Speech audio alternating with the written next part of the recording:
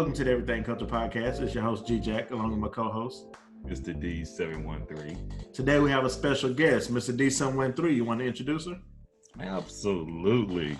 We have Autumn, the Aries, with the Lit Life Podcast. Shout out to Autumn. Can we give her a hand real quick? Thanks for having me on. Yeah, thanks for coming on. We really appreciate you having you here. Linked up through the good old great app called Twitter. But it's one of those things that, I don't know when I started following you, but like you've been dropping some good content and listened to a little bit one of your episodes earlier today. And I'm like, oh yeah, I got hooked on it. If you can catch my attention like that, I'm like, we can work with that.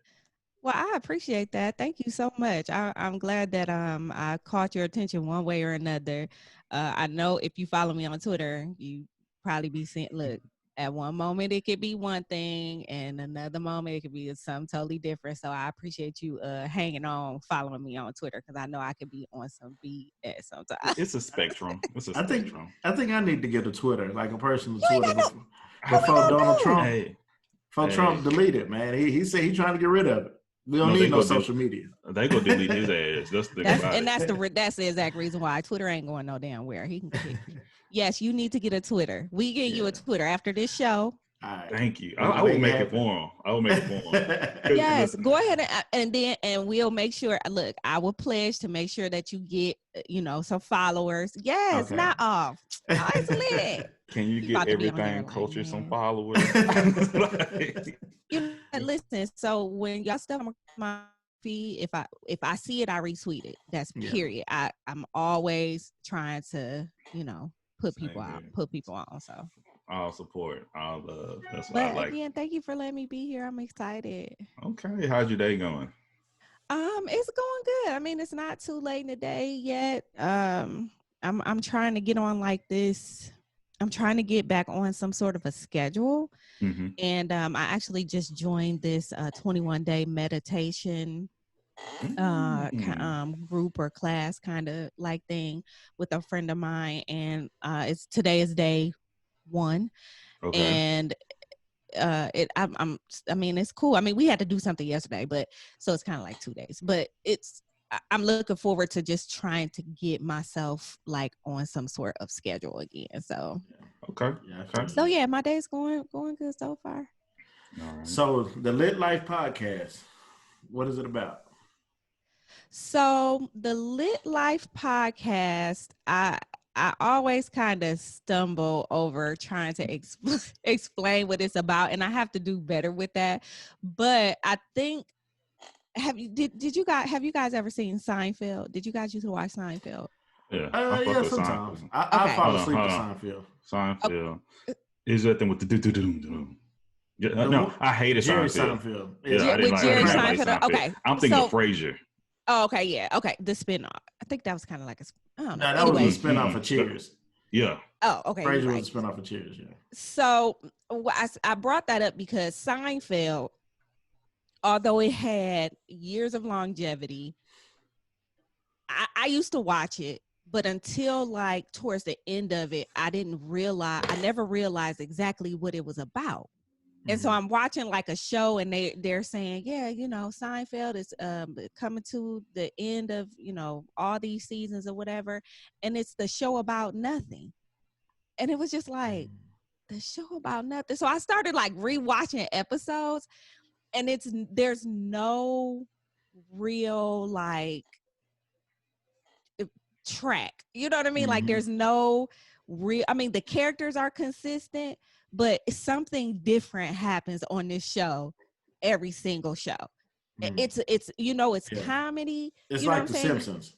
Like it's not really. It starts off one place, but it ends somewhere totally different. Yeah, there's no real storyline. Yeah. So now, and to back up, when I first named the show, it was. It still is. It's the Lit Life Podcast, and the motto of the show is living your life autonomously, which could mean a bunch of different. Well, not mean a bunch of different things, but could go in a bunch of different ways. So I kind of it all kind of goes together. You know what I'm saying? It's like it's this show about a whole bunch of different things, not necessarily one thing, but if it is just one thing, it's about being able to live your life and the way that you see fit, and without any type of social constraints and without worrying about everything else that everybody else has to say. So I hope that I explained it a little. If you really want me to explain it, it's a tad bit ratchet. Okay. What exactly is ratchet these days? It's just, to me, ratchet is like, because I don't really always like to say ghetto, kind of, but it's just kind of like, I don't know. It's like in your face. Yeah, and it's a lot of fun. It's a lot of laughing. It's a lot of pouring myself into the audience. It's a lot of shenanigans. It's a lot of it can be news sometimes. I don't really like to stay on pop culture a lot of times. I like to make shows so that when you listen to them, if I recorded it today, 10 years from now, I want you to be able to listen to it and not feel lost in time, I guess you could say. So yeah, it's just me. Like it's really an overall look into my book and how I like to live my life and how I would love to see us living our best lives, like before the song came out. You know what I'm saying? Living my best life. Right. But it like I've been on this for so long. Like you have to stop living for everybody else. You have to live for yourself first. Do what makes you happy. Absolutely. And it's gonna come at a cost, but you either want to pay that price or you want to be happy. Which one you gonna choose? And everybody's not going to see your vision. I think the older you get, you realize that everybody isn't really alike. Like, you used to hear like comedians and stuff, and especially black comedians, they kind of group all black people together. And they're like, well, one black person start running, we all going to start running. True, 90% of us are going to start running, but some of us may sit there and ask questions, See, and that kind of goes what we do on our show, is learning different cultures and why we do what we do. From the black diaspora, from the Latin X to, if you're white, how you brought up, why do you do shit you do? Why, when black people run, all other black people usually run? Why I'm getting the hell on y'all. If y'all start running right now from where y'all sitting at, my ass is gone too. So, and we're in 3 different time zones. I'm just finding out we have from Eastern, Central to Pacific. So we're all just making it happen, and I love it. But it's just something that I look, especially with Twitter, and I used to be so fascinated when somebody will tweet or I'll tweet something from other accounts and thousands of people like, my mom used to do the same thing. And I'm like, get the fuck out of here. Yeah. The whole aspect, your mama come in, bring me my remote control, and the remote right there. And I'm like, why the hell you couldn't get it? That same feeling happens across so many different households. And we never knew each other. We're not related, but we are related one way or another. It's a culture behind that. Yeah, so, that's what's up. But I love it. So I was like, listen, we talked about TV shows, and that got me thinking right there. So I shared a post of top tier TV shows in the African American community, I would say. Sitcoms, okay. African American sitcoms. So let's go to the side. What sitcoms or shows, such as Seinfeld, that is what is known as pop culture, is very popular, of course. But what is something that you would feel like in your culture within black people, since we're all black right here, that's something that your friends didn't watch, but you watch? That's a black show? No, it don't have to be a black show, but like your friends don't watch it, but you watch it. Like right now? Right now, or growing up, something that you like, man, I would probably get talked about, or people look at me crazy if I watch this. Me and my wife just finished all 20 seasons of Cheers. We went back and watched the whole thing on Netflix. I didn't really watch it when I was a kid, But I started watching it now as an adult. That show was freaking hilarious. It Man. was. It was. Mm-hmm. But every time I tell people that, especially black people, they're like, "What the fuck? You watching Cheers?" I don't know. I Cheers used to watch though. Cheers with my mom. Me too. I used to watch Cheers coming up too, so I understood. But I agree, people would look at Cheers being one of those "what the fuck you watching" shows, but it's a good show though. Yeah, She gets sad at the end. I like The Office too, but I find a lot of people like The Office though. And I was gonna bring that up. Like, I almost put on my Dunder Mifflin shirt today. Like, Right. I am 100% a Dundee. I have a Dunder Mifflin mug. And anybody that has not watched The Office, I'm like, you have to watch The Office. Like, you have to give it a chance. Just give when you get to, and I just restarted it over last night because I can't watch it all the way through like the last season because I just can't do it. So I started it over last night. And listen, if you have not watched The Office, at least watch the first 2 episodes. Season 2, culture diversity. Episode 2 is Diversity Day. You have to get through Diversity Day. And if you cannot appreciate The Office after Diversity Day, then you probably need to just log out of any type of social media because you are very unhappy right now. Like, you need to just go away because this is comedy. It is so bad. It's so freaking bad. It is like so politically incorrect. But you have to be able to appreciate it. It's hilarious. And I'm telling you, I'm so happy you said that. Thank you, Otto. That warms my heart right there. That let us know we got something right here because that's one of my favorite episodes because everything culture, it goes hand in hand with that episode, even though it's extremely inappropriate. From someone that's in HR, I'm like, oh my gosh. And even someone put up like a little meme of the month you're born in, you got to sit next to this person in the office. And mine was, oh my gosh, the HR, everybody, Michael. Toby. Yeah, I would be sitting next to Toby, and I'm like, I can sit next to Toby. We can be cool. Both of them. I would have to sit next to him. Yeah, Toby gonna be cool. I'm be checking on Toby. You good, Toby? But I also be like, Toby, don't let that nigga talk to you that way. I used to say, Toby need to beat his motherfucker. So I don't know. I mean, like a show, I don't know. I mean, I feel like I watched everything that, all my friends watched. And like now, again, I watch like the same stuff over and over. So I watch The Office. I watch, okay, here's one. Okay, the Law and Order series. Mm-hmm. The one that I liked that I wish was streaming somewhere on one of these streaming platforms is Law and Order Criminal Intent. But a lot of people that I know didn't like it. So they didn't watch it. Criminal Intent was my favorite Law and Order. I never seen any of the Law and Orders. Man, Law and Order is good. It's good. Oh my God. That's gonna be like it'll take you like years to catch up on all of them. There's so many, but they're all like every offset except for one. I can't remember what that one was that I really didn't like. Whatever the last newest one they had came out with, it wasn't great.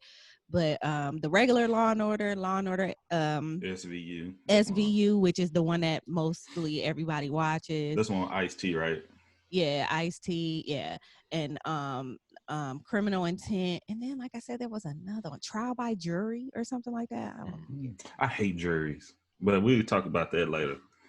I know another show that I don't think a lot of people watch. Me and Brandon's wife watched it though. The Ranch on Netflix. Did you ever watch that? The Ranch with Ashton Kutcher.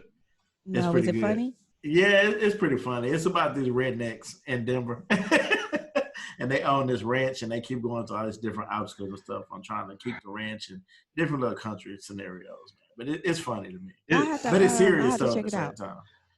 That shit ain't funny. It's funny. But I ain't gonna knock the show. If you check it out, you let us know how you like it or you share it, because I support it because it's a different perspective and shit. And some people will find it funny. Some people will find like, okay, man, nah. Like, I just can't get into it. But I'm telling you, she be glued to the television watching that shit. I come down, she's like, and it's like, hey, if she like it, what is the last season was whack though. It was just repetitive, but the first two were pretty good though. Because they went through that Me Too situation. So yeah, one of the cast members got kicked out because he got Me Too'd, and it just made the show weird after that. It's like a lot of folks too. What's that 70s show? Like Ashton Kutcher and see, I couldn't get into that 70s show. You didn't watch that 70s show? I watched it. I tried to watch it. I couldn't get into it. No, that was a good show. That was a really good show. That 70s show.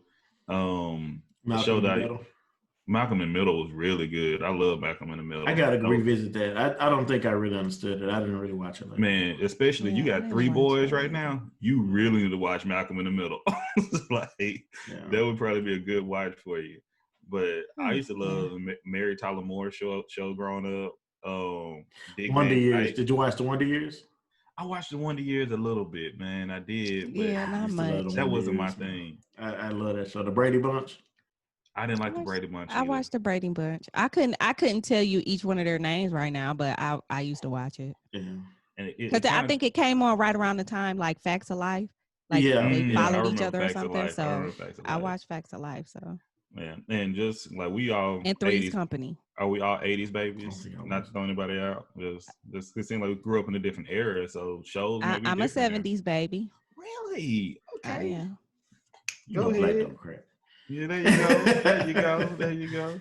But it's one of those things. Like I grew up watching shows with my grandparents and stuff. Nick at Night. Only show that I could not get into, but I probably watched it in my sleep thousands of times, is MASH. Oh man, I always fell asleep with MASH. So here's a fun fact about MASH. The reason why it was so popular where I lived was because of, oh God, I can't even remember the man name. One of the lead characters on there. Anyways, I'm from Toledo, Ohio. Oh, shit, okay. That's where I was born and raised. And so there was this, they would always say Holy Toledo. The guy would always say Holy Toledo in there. Jamie Farr, that's his name. Okay. Look at you remember these names. Yeah, and because he's from Toledo. Like he was one of the biggest stars to come out of Toledo. Is that where it comes from? Was it been said before him, or he's the one made it popular? I think he might have been the one to make it popular. Oh, that's what's up. Okay. So he would say it on the show all the time. But yeah, so but I didn't like MASH either. Like I said, that was one of the things my mom watched. Well, I need to do an updated MASH, because I know MASH, it was during a certain time where, war is happening and people find it was believe it or not, it was a funny show, what people say. But I was like, that just seemed depressing every single time. Like I would hear that as soon as I heard that music and that helicopter, that chop in the background, time to go to sleep. Like time to lay it down. But and I think of like some shows that I like of my friends. Like I watch cartoons. Like same. And I'd say on the show, same thing with like SVU and all these drama shows. The work that I've had in my life and my lifestyle or my childhood, I don't like anything they did with drama, sad stuff, man. Right. I'm like, you got to give me something uplifting, upbeat, not too goofy, but make me think at the same time. So I would say like Rick and Morty. That's like one of my favorite shows right now. Chowder. I don't watch that either. Oh, Rick and Morty is good. Rick and Morty is really good. But other than that, these are like shows that I watch, like sitcoms. But as far as sitcoms, I watched Alf. Did y'all watch Alf? Yeah, I watched Alf. Man. That was like my favorite show. Do you remember? I know it was Wish Upon a Star. She was like, her daddy was an alien, and she was half alien or something like that. See, the funny thing is, I didn't even like alien type shows, but Alf, like he wasn't. I mean, I know he was from what Mary Mac or wherever he was from, Mel Mac. Where his ass from? But he had a weird ass nose. Right, but I loved, like I was when Alf came available on Netflix, and this was when we were getting the Netflix in the mail. You know, when you get in the mail. Oh shit, yeah, take it back. I made my son watch it. I'm like, this is Alf. Like I loved Alf because I love cats too. So I think it has something to do with it. And it goes, did you watch Mork and Mindy? I watched a little bit. My mom was more into Mork and Mindy than I was, but I watched it, yeah. Man, those things right there that I love because I remember the ending to those shows, how the series ended, and I was like, they always ended on some positive things. So the name of that show was Out of This World. Out of This World? Yeah. That was a good show, man. I want if they find out on Netflix, Netflix, if they can get Out of This World, and I will watch that whole. Honestly, it's probably only 2 seasons. No, it's 4 seasons. Really? Good. Because I always go back and look at old shows, and I don't know, it's the Mandela effect, but I feel like those shows are on for years and years on. Then I find out I only had 1 or 2 seasons, and I'm like, what happened? But so would y'all get y'all, just like what Autumn said, G-Jack, is there any shows you have your kids watch that you watched when you were younger? No, we just been going back watching old movies. Like I think we talked about this on a few episodes back. We watched Miss Doubtfire like a couple of weekends ago. We watched all the Back to the Futures. Of course, we watched my childhood favorite movie, Hook, with Peter Pan. We need to watch Mighty Ducks. I'm gonna put that on the list next. We're going to watch Mighty Ducks next. Can you please make sure that you put The Wiz on the list? Oh, I don't like The Wiz. Oh my God, I'm about to hang up. Goodbye. This is over with. We done. We're done. I'm the 10% that don't run, man. I'm sorry. see. Now we're going into the part, and we didn't intend to talk about all this, but now we're going to the part. What Black movies that you haven't, like, culturally known African American movies that you don't want to watch or you haven't watched yet? But have we moved? But have we moved? Because I'm in my feelings right now. Oh shit! Okay, what you gotta do? I did like Wizard of Oz. So, The Wiz is my all-time #1 favorite movie. Period. Now I know that it's a play. You know, it's a stage play. Period. Exclamation point to be exact. Listen, I know it's a musical because people be like, it ain't even really no movie. It's a musical. No, I was about to cuss. I'm trying not to be cussing every other. I be trying not to do that too. But I'm like, right, fact. I'm like, it's a movie. It was on VHS. It was in the theater. It's a movie. So we had. I'm just give me like 2 minutes. Go ahead, do your thing, darling. Do your thing. Okay, you got Michael Jackson. Mm. You have all these great people in this movie, right? Like all the way up to The Wiz. I don't feel like Diana Ross should have played Dorothy, and that's the hill I'ma stand on. Like one of my old sorors told me when we was talking about this at a conference once. She said, "Well, her and Barry Gordy was getting it in, so that's that on that. That's how she got that part. We all know Stephanie Mills should have had it. It just is what it is. Tell me something. I'm learning. Go ahead. Stephanie Mills was the lead in the play. There was no reason whatsoever why they should have had Dorothy. Like Diana Ross did. I mean, you know how everybody looked kind of old back in the day. But you know what I mean? Ross was the shit back in the day, though. She was not. I mean, there were enough stars. If they were trying to pull in celebrities or whatever for these parts, there were enough celebrities in here that they could have left Diana Ross off. Stephanie Mills was the person that was on Broadway this whole time. She was the perfect Dorothy. She was the perfect Dorothy. The perfect Dorothy, in my opinion. But anyways. Maybe I need to revisit it. Okay. Now I know it's like 3 hours long. I know. It is long as shit. But it's a good movie long. Though. But when you go back to revisit it, because I feel like every Black child needs to watch this movie. When you go back to revisit it, take a look at the sceneries. Like, take a look at, like, they really, for them to have had whatever, I'm pretty sure whatever budget they had wasn't You know what I mean? Like enough to do all the things that they wanted to do. Mm-hmm. They got rained out. I was reading about it once. They got rained out like during the color change scenes. Like it was just crazy. Like all of the stuff that they put into this movie for it to turn out so perfect to me. Mm. It's just amazing. So like you'll see like the Twin Towers in the back. You know what I'm saying? Like you'll see so many different things. I see so many different things every time I watch it. It was just like the choreography, all of it was just so perfect. Okay, I'm done. I'm gonna let you know that right now. That's gonna be a clip for this episode preview. I'm sorry.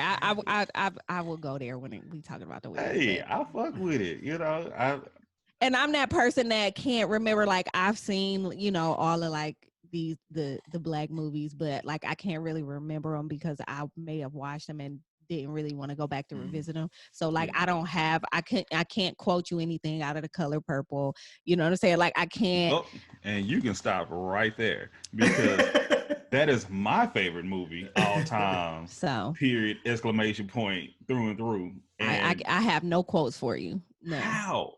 How? And I would emphasize, once I was raised majority by Black women in my lifetime, okay? And they forced me to watch Lifetime and The Color Purple, especially The Color Purple. But The Color Purple, I learned something new every time I watch that movie. And I watched that movie hundreds of times. I have it on VHS. I have it on DVD. I have it on Blu-ray. I have it on MP3 file. All this shit I have, MP4, whatever you call it. I have The Color Purple everywhere. My wife knows I will watch The Color Purple. I have it on my phone. I think it's just too traumatic. Like once again, I looked at it differently. When I was growing up, my family, we laugh at trauma, unfortunately. If we all do, but we make it humorous and shit. So all the shit that was happening in The Color Purple, you told Harpo to beat me. It was a fucking joke. It was hilarious. Right. That was a joke for everybody. Yeah. The whole fight in the bar, all this shit was funny. And that's how I become older. I start seeing it's a lot of fucked up. Mister was a whole ass. The daddy, every man in this movie damn near is a horrible motherfucker, you know? And it was very eye-opening to me. Every time I loved the movie. And I would say it's Black women. Like if I have a daughter, I don't have any kids now, but if I have a daughter, I was telling her, I don't know what age I would try to introduce The Color Purple to her. But I think it's necessary to watch. Whenever she can, like, because I think that my issue was like I've seen it. I've actually seen it a couple of times, but I think I wasn't in tune while I was watching it. But I know that it's like kind of traumatic. But there is one movie that I do watch that's very traumatic that I will watch whenever, and that's Imitation of Life. If it come on, I'm watching it. I have seen is Imitation Life the black and white movie? Mm-hmm. And I just watched that. One of my good friends put me on that movie, and it's the one with the daughter is mixed. Daughter. She's not even mixed. She's just light skinned, right? No, I think she's. I can't remember. I think she's mixed, but she's white passing. Basically, she can pass as white. Fuck that daughter. Like, man. Oh my God. Fuck that girl, man. Have you seen it, G-Jack? I watched it maybe a year ago. So just a short synopsis. It's basically about a young lady who is white passing, and her mother is a maid. I guess she's a maid. Yeah, she's a maid, and she's not white passing at all. At all. It's If you remember her name, I'm impressed. If I don't remember her name, like I have a problem. It's gonna come to me in a second. But anyways, she is a maid for like this very rich white family or whatever, and they, she lives. Not family, rich one. It was a woman and their daughter. Cause what was the daddy? The daddy wasn't involved. Yeah, but I think. Oh yeah, you're right. And you're right. You're right. She was a movie star. She was like a movie star or something, and so she's white, the daughter's white passing, they both lived right there in the place, but the white passing daughter, she wanted to be white, she did not want to identify as Black at all, and she basically made it very, very hard for her mother all the way through her mother's death. So I'm gonna just leave it there. I mean, it's a must watch. And it's funny because it's you see these things today. You still see these things. That movie is ages old. That movie, I mean, like he said, it's a black and white movie. Oh, I cannot believe I cannot remember this woman's name. And We'll come to it. If you come to it, we'll flash it on the screen later on when we do the YouTube. And I don't want to look it up. I can't look it up. I have to remember this off my head. See, and I'm glad I watched it. That's a culture thing I say people need to watch and list the movies. I wouldn't, for Black people, you know, we like certain things, but Imitation Life, I would say should be one of those things. Same thing with The Color Hattie Purple. McDaniel. Hattie McDaniel, yes, Hattie McDaniel, absolutely. I'm gonna tell y'all why, because we're in the same sorority. That's why there was no way I could not know that. But yes, so Hattie McDaniel, yes. That Delta? No, you know, Sigma Gamma. Sigma. Okay, cool. I gotta do some research on y'all too. I'm trying to maybe bring you back when we start talking about sororities and fraternities later on. Yep. You know? Not all Black women are AKAs and Deltas, Mr. D713. I know that. I know that. I know but that. It's okay. I mean, I've gotten used to it because, you know, I mean, there's so many of them. There's so many Deltas. There's so many AKAs. Gang, so gang. I'm used to it. I give them their props. I ain't no big deal. You know what I'm saying? I got homegirls that are Sigma, Gamma, Rose. I have homegirls.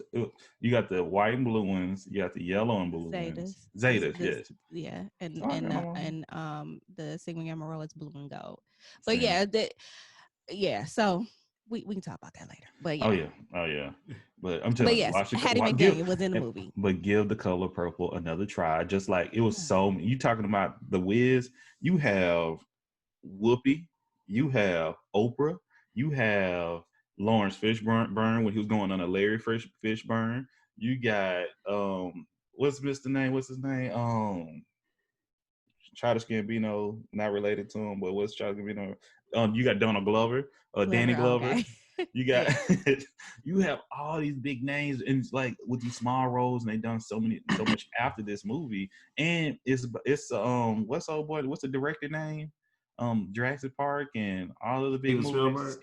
He directed The Color Purple. That was the big thing, and he got a lot of a lot of flack behind that too. What if it was like Everything Else, where he just put his name on it, but he didn't really direct it? A Black man directed it, but so it could be received differently, he put his name on it. So you just gonna make some shit up. You just gonna make some shit up. But it happens. I bet you in like 15, 20 years we'll hear that story. Listen, and I'm with you. And with all the stuff that's going on today, I'm rolling with that story. For real. How about that? I hate your niggas. I'm about to just start telling people that. Period. This is what happened. I'm about to spread the whole thing. Where did it originate from? Well, Everything Culture Podcast. Exactly. We just put it out there. Because every time you hear some stuff, like I went to DC, like I love the Redskins, so we always go to Redskins. Oh God! Are we done? But hold on, when we get on that, let me get back to my story. So we took a tour of DC or whatever, like, you know, a little tours or whatever, go around the town or whatever on a big ass bus. And the dude was like, you know, the architect for all this stuff, the White House and all this stuff, was actually a Black man, but a white man took credit for it. And I'm like, it's like that with everything, though. Like the whole Jack Daniels thing, like the Black man who really made it, but Uncle the Nears white dude took credit for it. Uncle Nears, yeah, go ahead. So back to what we were talking about, man. It wouldn't be, you know. You know, even on Girlfriends, you know, Kelsey Grammer really did produce that show. He just put his name on it. No, I didn't know that. Yeah, they said that on the Breakfast Club. Well, we could talk about same thing with classical music. Classical music come from Africa. Black people, because the instruments that come back from the strings and things of that nature was taken from them. Same thing. I don't know how true, but when I was in college, I heard Beethoven is really Black. It is like how they try to it's so much to go into it and have to take the time and look into it. I need my I've been saying on the last couple of my episodes that I need my Kente hat. Shout out to Jay Boog from Jay's Quick Threes. She's gifting me a Kente hat because she felt like it was just that funny. Because no, but that's what I need. I need my damn Kente hat right now because the fact of the matter is we just found out. What was the fact that we just found out? That Kelsey Grammer. Yeah, he really didn't produce. He just put his name on it. No, not that one. What was the other one before that? Beethoven.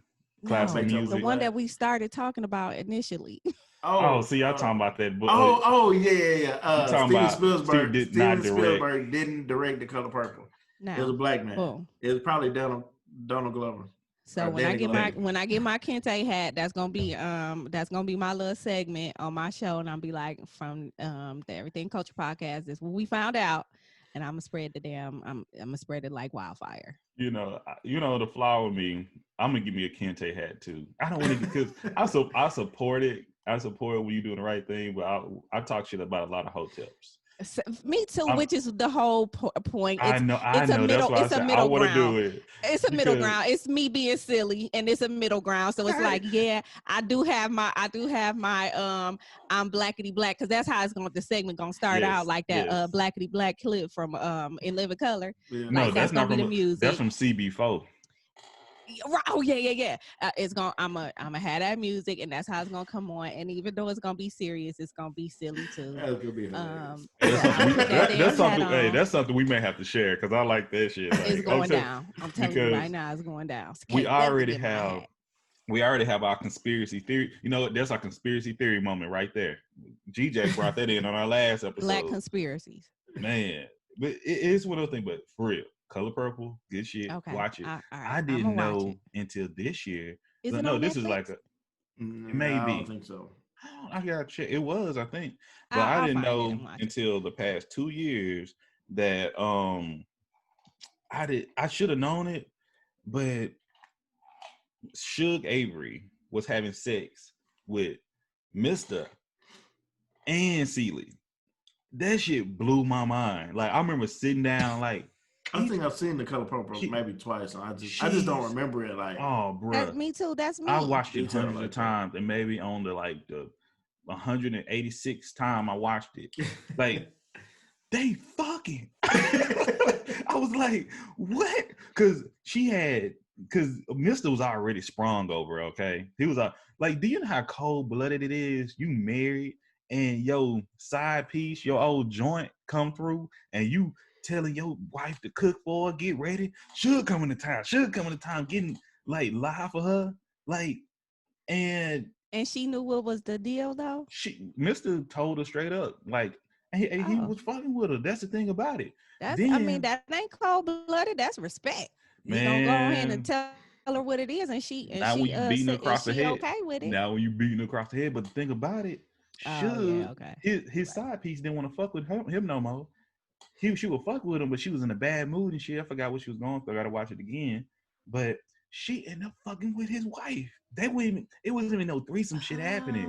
But they were just separately both fucking. Okay, all right. I'm gonna watch it. I need to read the book. I put that on my Audible. I'm gonna put The Color Purple in. I know it's long as shit. I finished it. That was a long ass book too. But the thing about it, and they were both sprung. Both of them were sprung. I'm like, what kind of pussy you got to have a husband and a wife separately sprung off your shit? And I'm like, bad. And then she come back married. She came back married, broke both their hearts. Man, we done got too far off into the Color Purple. So I'm really struggling to find a way to segue into this next topic. But did y'all see what T.I. said on the news? See, this is how you segue into it. Since we're talking about other classic black movies, Let's talk about Wakanda. Like black people. Well, there you go. Go ahead and introduce it for us. So, T.I.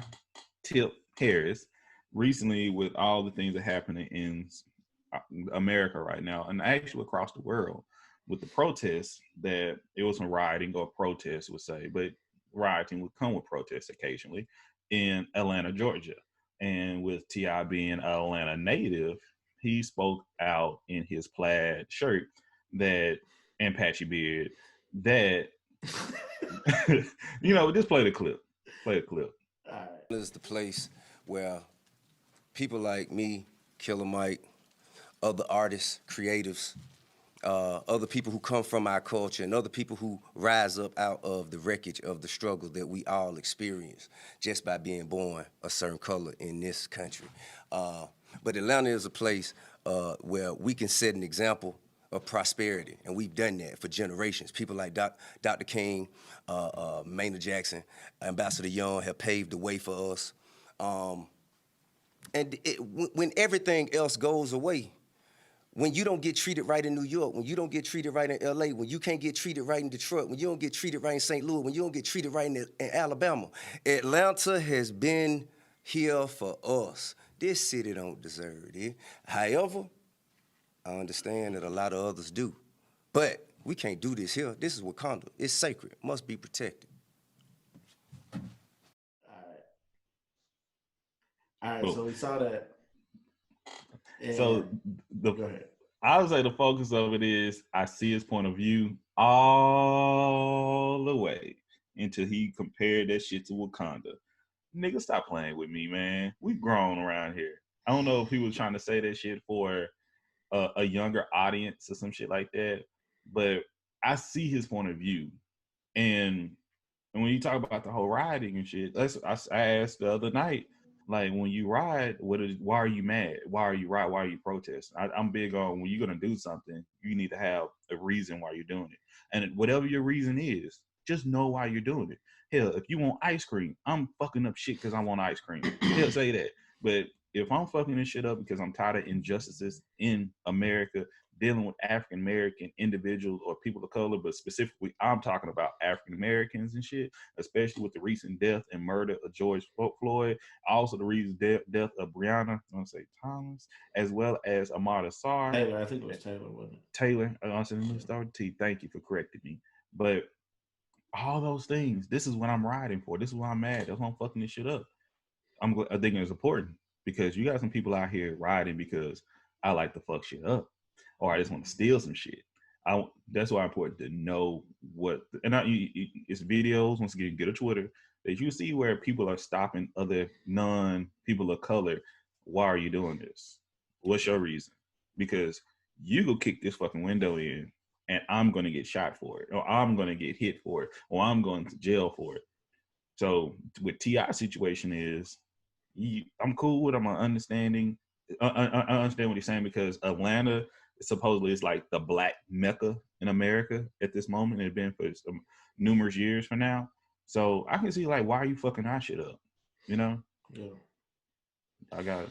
I mean, I'm on the fence about it, man. I went and bought me another gun yesterday, right? And when I was there, it was some white guys there. And there was a white guy who checked me out, and there was a Hispanic guy and another like redneck looking white guy that was just in the store with his sons or whatever. He was buying them some like shotguns, some little kids, like maybe 7 or 8. And later we can check on redneck looking. But go ahead, I understand.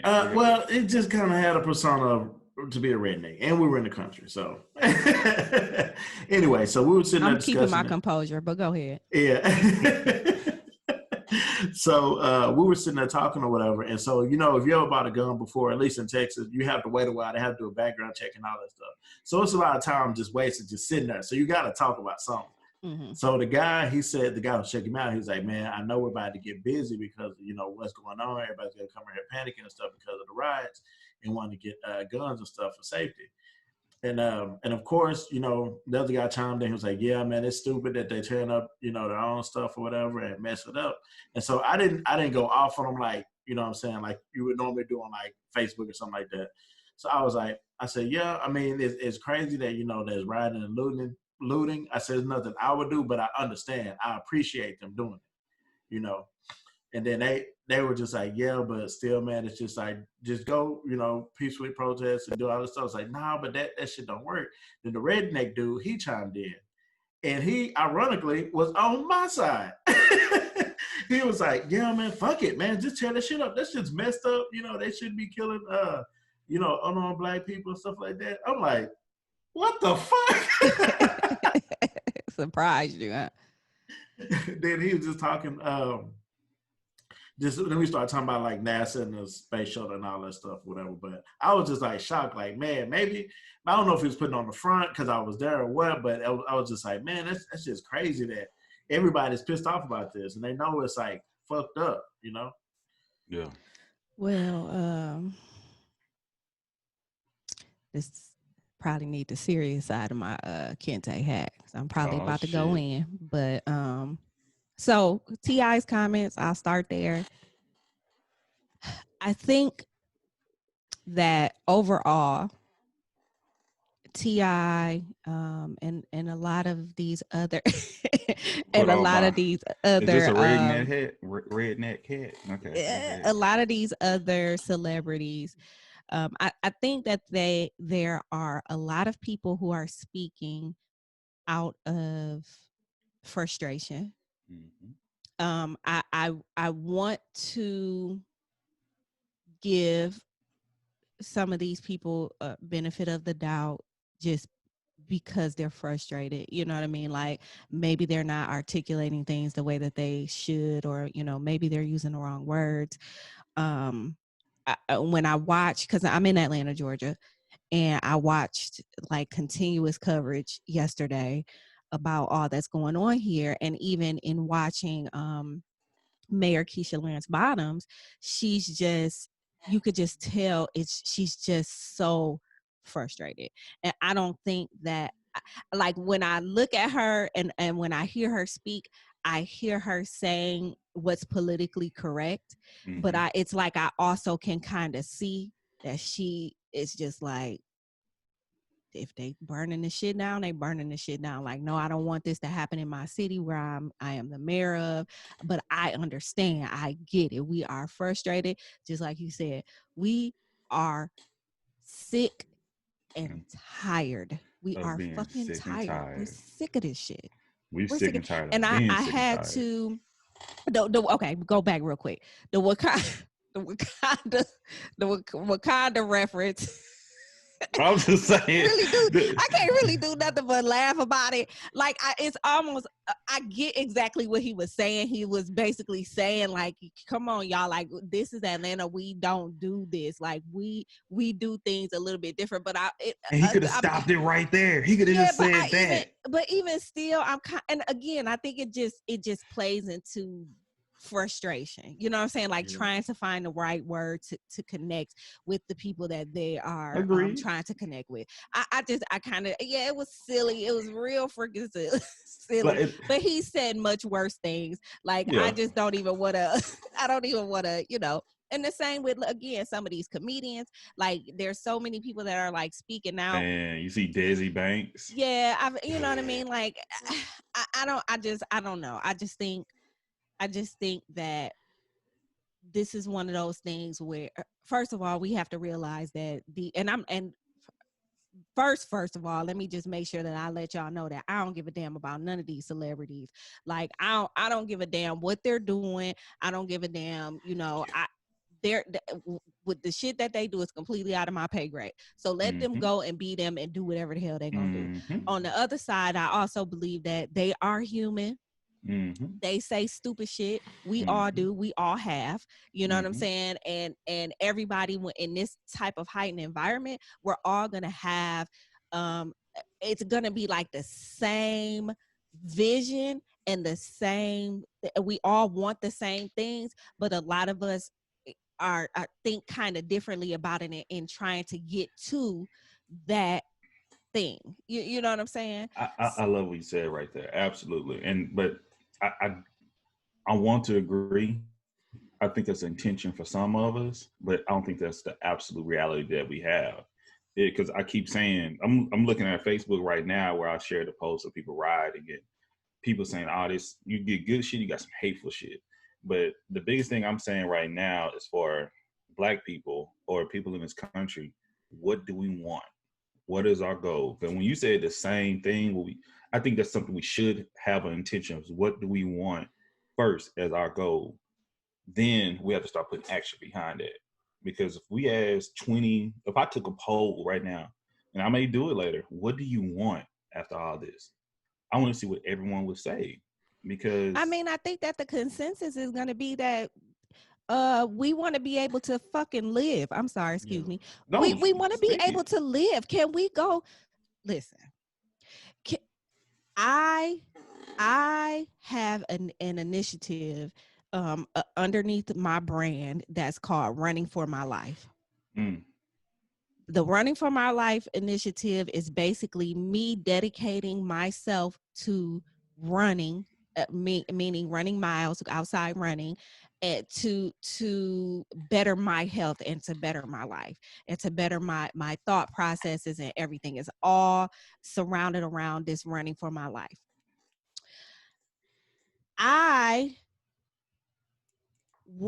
When I saw about what happened with Ahmaud, and they started this whole, everybody was running for Ahmaud. Yeah, how hard. I want to just, can I go outside and just run? First of all, I'm already in this having to work myself up to go do it. I have to, go through all these mental emotions and all this. So now you tell me I gotta be prepared to possibly get run down by some damn white folks just because they felt like doing a citizen's arrest for whatever reason? Or you mean to tell me that those are the things that I have to think about now in outside just running, just trying to run? Like I tweeted out about it the day that I did it, because everybody did the 2.23 miles, and actually made CNN. Like they actually reached out to me, and so I was on like on CNN for this, but it was just like, it's like, it doesn't make any sense that that's something that I have to think about. So going back to your question, another thing that's kind of touched me with all of this stuff, because this shit's been going on forever. Sandra Bland, like I stopped taking lots of solo road trips, which is what I used to do all the time, because of what happened to her. Yeah. You see what I'm saying? Because now I have to really think about, and I carry, you know what I'm saying? I have a license to carry, but that don't mean shit when the police is involved. As a matter of fact, that makes, when they pull you over and they run your plates, they know that you have a license to carry. So they know that you might have a gun in the car. Yep. So, you understand what I'm saying? So, no, and it's I think that it's just, I think that the consensus is going to be, we want to have the same opportunities, period, when it comes to life, when it comes to living, when it comes to the economy. Pursuit of happiness, everything you say, that's in the Constitution. We want to be on an equal playing field. And I mean, it's just that simple. Equality, like this is the shit that we've been trying to get to. Say that, because what you said, I think we have a unified front on that part, but it's everyone thinking that, because even when I hear Run for My Life, man, once again, we listen to our previous episodes. We talk about where we from. Let me take this shit off. We from the country. That shit don't surprise me. None of this shit surprised me. This shit happens all the fucking time where we from. When I moved to Houston and I used to tell people about the racist shit that we experienced, black people were like, "Oh, you making that up." Why the fuck would I make something like that up? Me getting called a nigger by a teacher, or having to fight older kids, or me and G-Jack. I left Tyler, Texas in 2006. And I never forget, me, G-Jack, and our good friend Ro was walking to McDonald's on one of the busiest streets in Tyler, Texas, Broadway. We got called niggers by about 4 white guys in a pickup truck. We had to turn around to get a gun just to walk to fucking McDonald's. Right. 2000, but people, that's a normal thing. I'm talking about, we ain't bothering nobody, just living our lives. And my thing is, with the United Front, everybody gonna have to attack the goal differently. That's how I'm big on. when you say run for your life, I don't mind running. I don't mind supporting the cause. Because I want to support each other. But as far as the thought process, I am not about to run. I am once again, I'm already a big nigga. My shit is I get tired easily, but I'm gonna beat your fucking ass. I'm fighting for my shit. You feel me? And that's why it's and that's one reason why I've kind of had to, like I am in such a I'm in such a crazy mental space right now. I think we all are. I had to tell one of my best friends yesterday. I said, because we're talking about it, and I said, I have literally been on my way to these protests like 5 times. I've literally stopped myself like 5 times because I'm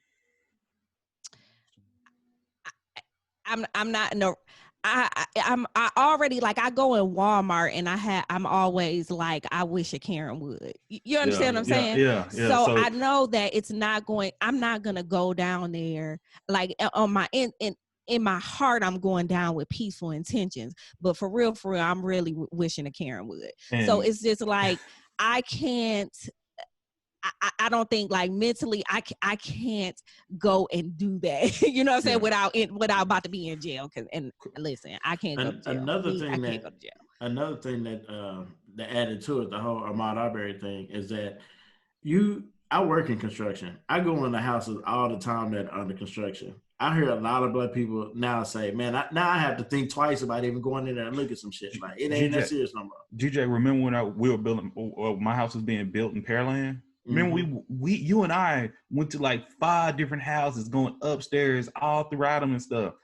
And I'm just like, I'm telling you, when that happened to Ahmaud Arbery, and boy, I'm still not over it. I'm telling you that hit me hard. That hit me hard. And I've seen it. Sandra Bland happened in, trust me, and it happened in Prairie View. It happened in Prairie View in Texas. Trust me, that thing, and we know it's places where we're from that we know we can't go into. Do you understand that? And the thing is, that's real. 2020. Everybody thinks it's just a blanket answer to it. Like a lot of other cultures think it's a blanket answer to fixing it. It's like, oh, why don't you just sue them or just wait for the law to do this? The shit don't work that way. It doesn't. How is these people are getting off for murdering us, man? And we are tired of it. That's the thing about it, because we know and we've seen. I worked in the juvenile justice system when I was a caseworker at CPS, and I'll have 2 different kids, white, black, both fuck up for different things.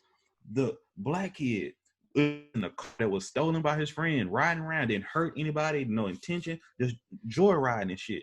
They wanted to first charge, want to give him 3 years probation. Not probation. They want to lock him up for 3 years, which he would become an adult, and they wanted to put him in the jail system then, or whatever the case may be. And I'm like, no, he made a mistake.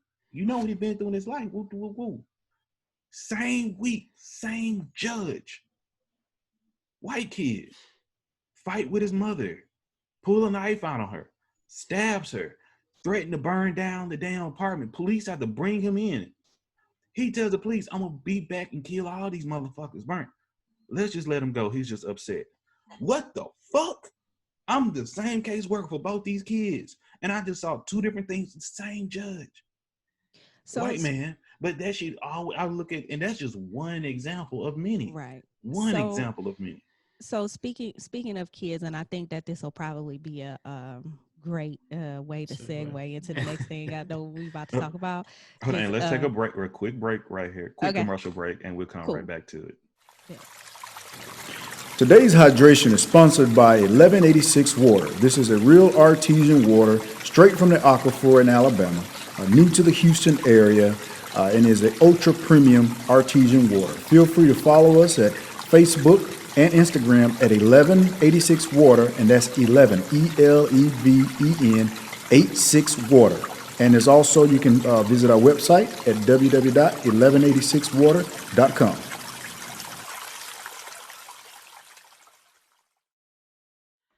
All right, we're back. So we were just getting ready to segue into our next topic. Let's go ahead and get to it. Okay, I know, go ahead. I thought we were talking about children. It was something with children, right? Yeah. So right now, everybody is like high anxiety. and the legalization of marijuana and CBD products and THC and all that stuff is starting to happen all around the world. A lot more people are starting to smoke. A lot more people feeling like they need to relax. They're starting to consume. Starting to consume. So, get the terminology right. Miss Autumn, I know we briefly spoke on this before we started the podcast. How do you feel about, just right? Do you smoke right now? Do you currently smoke? Or yes. consume? I consume, yes. Marijuana? Okay. Now, me and another one of my family members had this conversation. And do you have children? Yes, I have a son. He is 22. Okay. So, does your son know that you consume marijuana? Yes, he does. Okay. You sound like a narc right now, by the way. Right, I'm like, damn, dog, like this ain't that type of show. Well, I'm not. Well, I'm playing with y'all.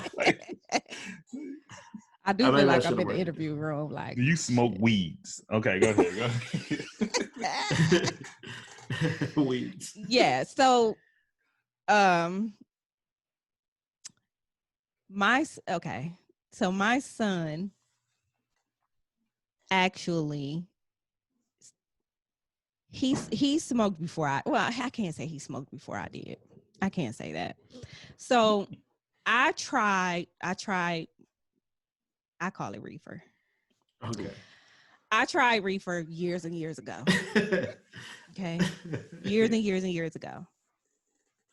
I'm about to get some t-shirts made that say one reefer, please. Like people, that's how people kind of know me because I was a reefer. So I gotta say this. Like, that is a culture thing because you come from a different generation and like we joke like a reefer. So my mama used to call it.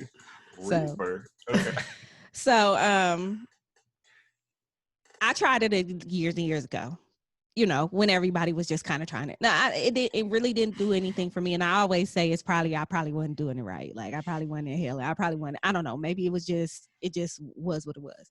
So, I moved to Atlanta. Was it 2015? God, it's about to be 5 years. So I moved to Atlanta in 2015 for work. I hope ain't nobody from work watching this because, there's that. But I moved here for work, and then I was like I was on contract. I was basically doing contract work. Mm-hmm. And then I got hired into the company. So I me and a couple of my friends, me and two of my friends decided to go to this gathering, this get together of this group that we knew, this group of people in New York. So we go to New York for the weekend, and everybody all three of us are celebrating something. So now they already smoke like regularly, right? Mm-hmm. And they was like, man, Autumn, you might as well, we gonna do this. I'm like, peer pressure. Damn, it's peer pressure. All right. Peer pressure, motherfucker, ain't it? Right. I'm like, bet, let's do it. Pipes. So hit the weed then.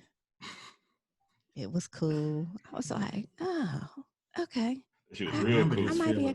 Now, when I get back to Atlanta, I'm like, okay, I'm about to, because now one of the reasons, like, okay, that was, we were celebrating something, we basically were smoking, to get high, to have fun.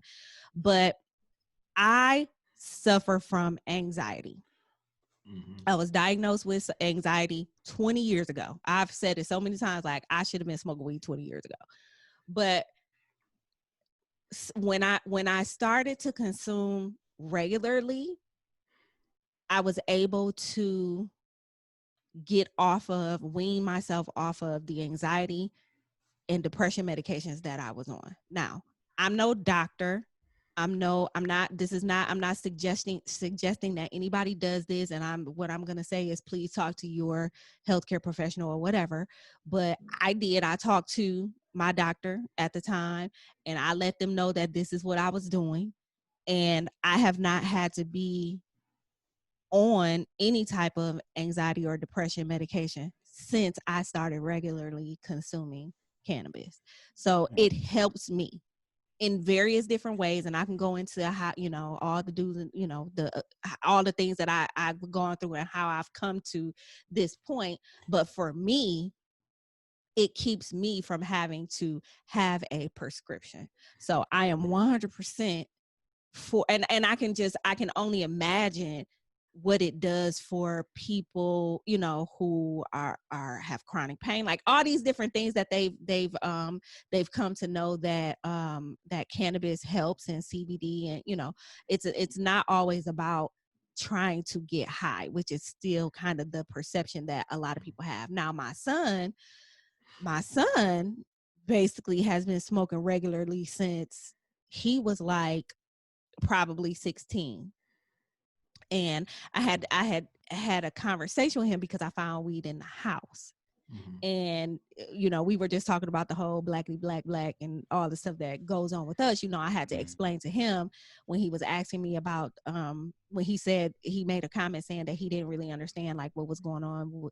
I mean, he understood what was going on with the riots and stuff, but he didn't understand why they had to like damage stuff and all this. And I'm like telling him like, bro, because we've been going through this, that, and I'm not going to go backwards, but we've been going through this. People are tired, sick and tired. But I had to bring up the time when I found weed in the house. I said, when I found that weed in the house, I said, could you imagine, you know, the police having to come here for any reason, you know, whatever reason, like somebody could have called and said they may have heard something going on over here, or they may have seen something suspicious or something like that. And the police come in the house because I kept smelling it, but I didn't know what it was, but they might have smelled it and knew exactly what it was. So now they're tearing up the whole house. They probably have guns drawn, tearing up the whole house because they smell weed in the house.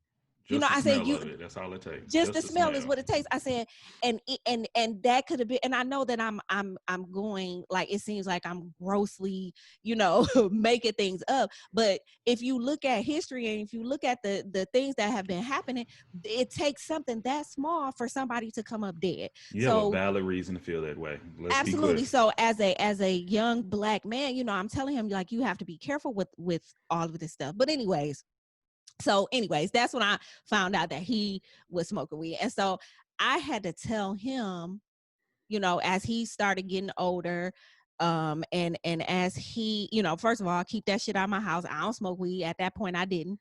Keep that shit. I'm the grown person up in here. And yeah, I'm going to be that black parent that say, this is my house and this is how shit is going to be run. And when you're ready to leave the house at whatever age that's going to be, then you can do whatever the hell you want to do in your own house. So I just had to put that out there. So anyways, moving forward. We had an episode about that. I told him, you know, I said, I don't care. I don't care that you smoke weed. I don't care about none of that. My thing is, don't let it run your life. You know what I'm saying? You can't, you know, it can't be one of those things where you have to have weed to do anything that you have to do. And if it comes to that, if it's a functional thing, like you might want to talk to somebody about that, because that's not how this should work. That's not how this particular substance should work, to my knowledge. And then, so then fast forwarding, when I started, you know, regularly consuming cannabis, it was like shit changed.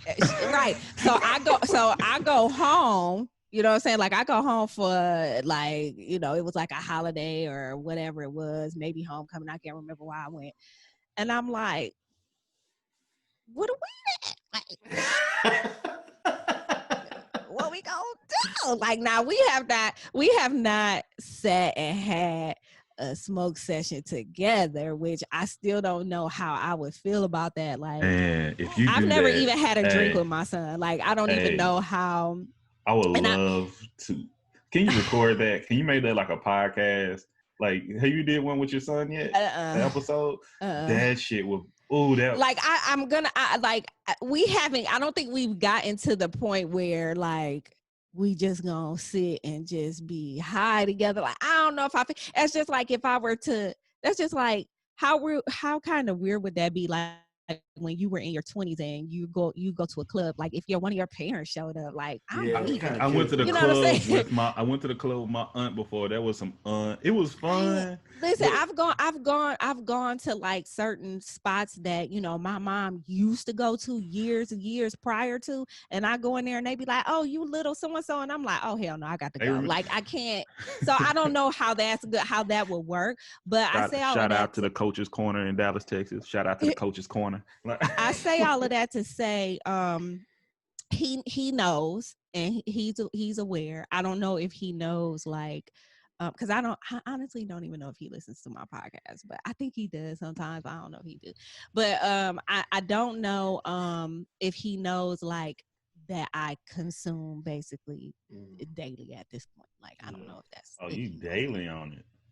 So do you recant any of the comments you made previously towards him when he was young, or you still hold strong? I think them comments still would need to be said because no, I'm not arguing with it. If something happens, you know how they do. Even with old boy who got shot by Amber Geiger, the narrative trying to pull that weed shit on he his smoked ass. weed. We found weed in the house.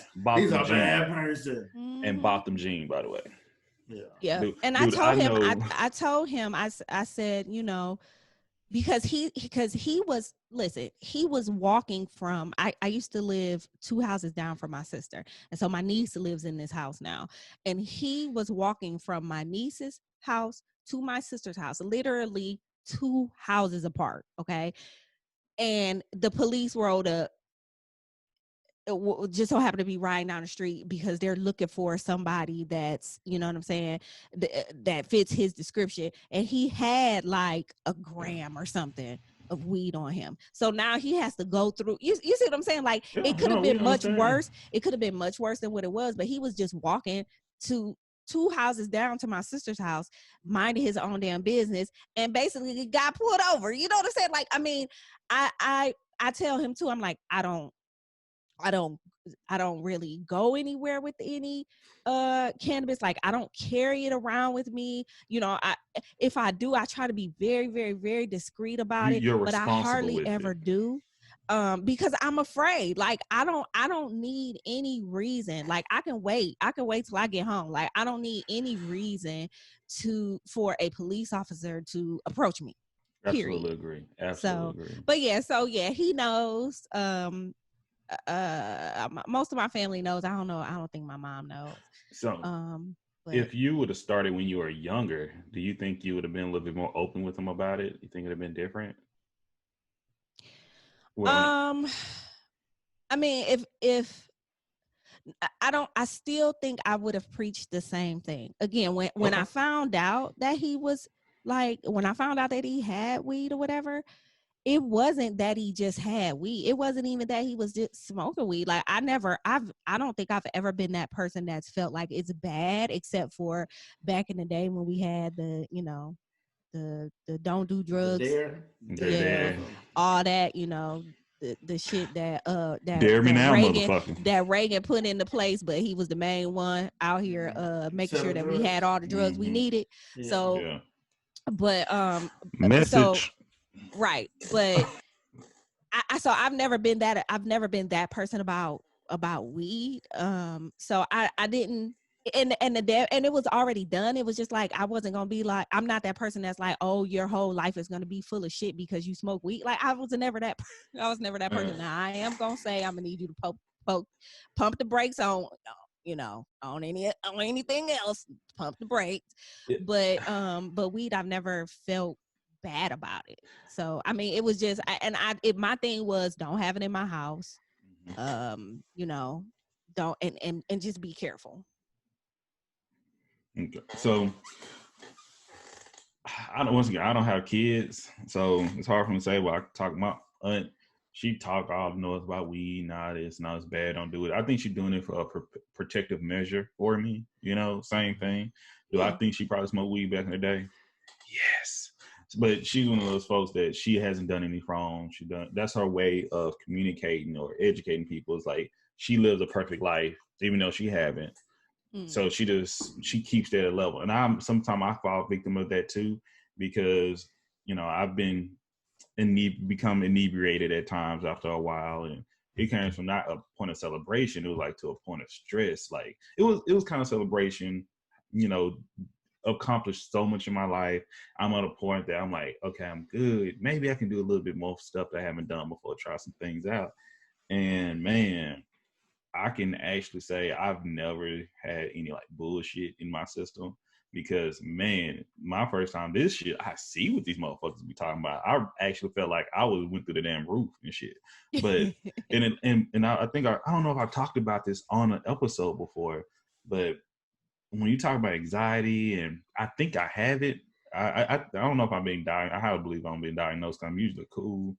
I know my doctor, my physician in Houston spoke about it before with me. We had conversations, but when I consume, my body recently, like I'm in Washington now, which Seattle is completely legal. You don't need a card or anything. Oh, people God, walking down the street. That. I go for my runs and walks and shit, smell nothing but fucking walking around. But it's like no big deal. Like you go to a dispensary, have cash, and you go. So the culture of it's different, and that's what we're talking about. The culture's changing. That's what if you understand these things. But I'm like, now I feel like I'm having anxiety attacks when I consume. That's the weirdest thing. It could be the strain. Do you like you? So you have to like kind of research. I know sativa, indica. Yeah, but here's the thing. Here's what I've come to learn about those two. You know, whatever they call them. They hit everybody's body different. Exactly. That's the point. Because some of that shit be hitting me all beside my damn head, and I'm like I feel like my heart's palpitating. I think because I used to have a heart condition, but you know, y'all had surgery on it, and I can go through the whole nine of that. But it is. You have to because I think I was talking a couple of episodes ago with someone and was telling them that like one of my favorite strains is Trainwreck. So I can smoke Trainwreck and be in here like super just chill, gone and cracking up and like just happy and just, you know, feeling no pain, no stress, no nothing. And then somebody else can literally be just sitting there like, I don't know what's going on. See, I'm like that. If somebody else could be paranoid. Like these things have happened. Like I've seen this exact scenario. And I tell people, like, it's only a very few people that see me in my inebriated condition. And I say it's like a roller coaster. Like I'm going up, and you know, at the very top of roller coaster, you see everything. You see all the beautiful stuff, and that's when the fear come in, like the anxiety kick in, usually right there. Then finally you make it over. That's when the fun shit is. Right. But it's one of those things that it's a wave to it. But my thing is with telling my little cousins and family members, they don't know, because I gotta be that exemplary person in my family. I have to be. And then you don't have to force that on anybody. Like you don't have to tell everybody. It's like literally, you know, people know about me just because like a lot of people found out probably on my show. Like I do know that there are people like in my family and my friends that listen to my show, and that this is how they found out, literally on my show. Like I'm not, and then of course Twitter, because like I have all my extreme high moments I have talked through on Twitter. So man, everybody already be knowing that I be up at 2:00 in the morning just wishing that somebody would take me to Waffle House. So, you know, it's shit like that. People just know. Why is it that food tastes so much better? I think it enhances everything. I think not only food, other things. Y'all have to go through my my podcast, and there's an episode. I'm on the cover of the cover art, and there's Waffle Houses in the background. Listen to that episode. I'm gonna check it out. You know, I'm gonna check listen it out. Listen to that. I can't even think of what it's called. High Shenanigans or some shit. Listen to that episode. But yes. I mean, it hits 72 times better. 72. So like that. In the middle of the night, after you've had like something real good go through your system. Okay. See, and I know we're getting close to wrapping up right now, but I'm gonna put you on the spot. Okay. So we wanted to bring you and your son back for an episode with Everything Culture, and we're gonna have a little conversation. I don't know if he gonna do it. The only thing we can do is ask. I don't. You can't ask. Like, And it would have to be. Yeah, I would do it, but it would have to be. It would have to be after I've had him on my show. Okay. Yeah, that makes sense. See, it don't. No, I want to do the first, but I respect it because I think if he's down, it's cool. But I'm like, I want to get that genuine, that raw, because have that conversation between a mother and son. I'm trying to bring a daughter and a mother on too, because y'all are part of two different generations. He's Generation Z. You're a Generation X. I'm a Zennial. Mm-hmm. Yeah, is it called Zennial now? Mm-hmm. Yeah, it's Gen X. Yeah, but it is one of those things like how things are different. Social media, upbringing. What was life like when you were 22? Is life now with him being 22, seeing these things? You know, I think it would be cool, and especially we can get on that whole. What's his point of view when you got on his ass about the weed in the house? Yeah, we'll talk about it. I think it's so interesting, but man, I want to bring this story up. I don't want to interrupt y'all earlier. But go ahead. I remember when I was in high school, it was kids that would smoke with their parents then. I don't know. I just thought it was kind of irresponsible. Tell me later. Shit. Go ahead. You know who it was, man. Really? Yeah, you know. But now that I get older, though, I think it's because their parents used to have like seizures and stuff. And so I think their parents are a little bit lax on a lot of shit, though. If who I'm thinking you talking about. Yeah, I don't know. I hope the house that we was over with late at night. Nah, Listen, I still don't even like. It's hard for me to like consume alcohol around my mom. Like I still don't even really do that. You know what I mean? And again, it's a cultural thing. You know, I know. You're right. My aunt, I was bartending with my aunt. Man, shit. I don't know if I'm trying to kick it with him like that. G-Jack know how we used to get down over there on the north side. Well, you want to have a good time, and it seemed like for some reason you instantly had to be uptight sometime around your family, like the older people. Mm-hmm. And I think like drinking and stuff kind of helps relax that for everybody. Like everybody kind of be themselves, and you don't worry because really at the end of the day, that's if it's your family and that's who you love, that's really who you care, whose opinion you care about the most.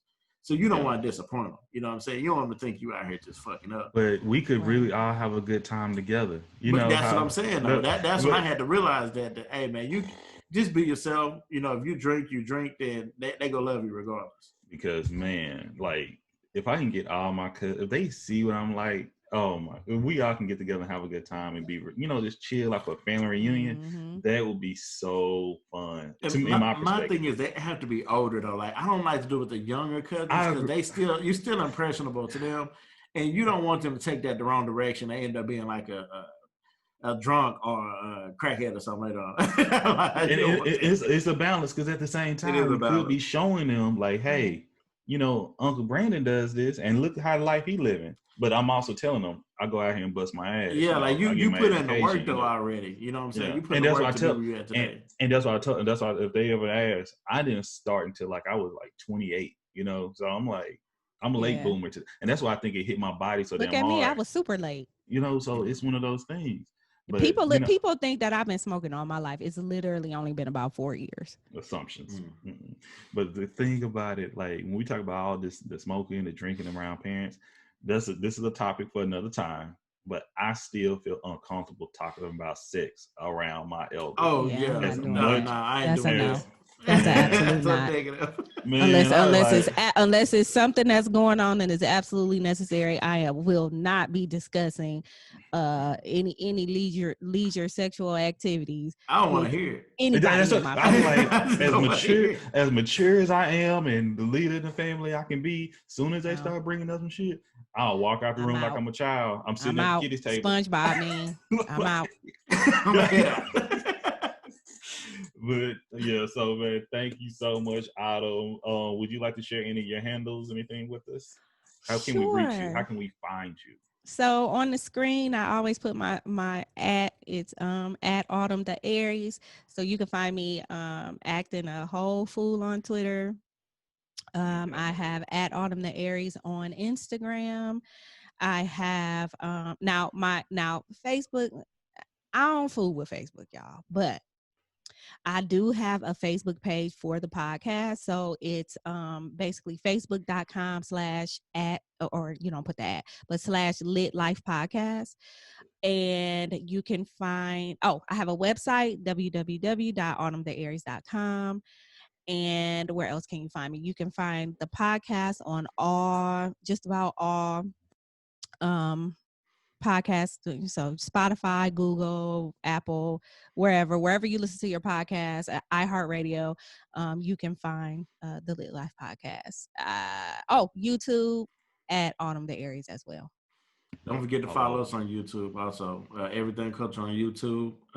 Follow us on Spotify, Everything Culture. You see it in the background of Mr. D713 screen. Apple, Spotify, SoundCloud. I'm pointing at it the wrong way. Twitter, Instagram, we're on all that. So, and don't forget, if you want to donate and help us, to spread the word and all that good stuff, you can feel free to cash us, either me or Mr. D713. You just inbox us and we'll see that cash app info. And it's Mr. D713. We got a good order of shirts coming in. Make sure you get one. We got some of the onesies for the ladies, so have y'all come out. So that's the best way to support us. We love doing what we're doing and just supporting great content, great information. Once again, Everything Culture on Facebook and on Instagram, but on Twitter, we're every THG Culture. But I'm going to wrap it up right now. Once again, we want to thank our guest, Autumn the Aries, with the Lit Life Podcast. And we have this on every single show. The reason why we do this comes from Martin King. And it's he mentioned that he believes that men hate each other because they fear each other. They fear each other because they don't know each other. And they don't know each other because of segregation. And they're not able to communicate because of segregation. So here on Everything Culture, we try to bridge that gap so we can start communicating, so we can start loving one another, especially with times like these. So thank you so much, everyone, and God bless. Peace.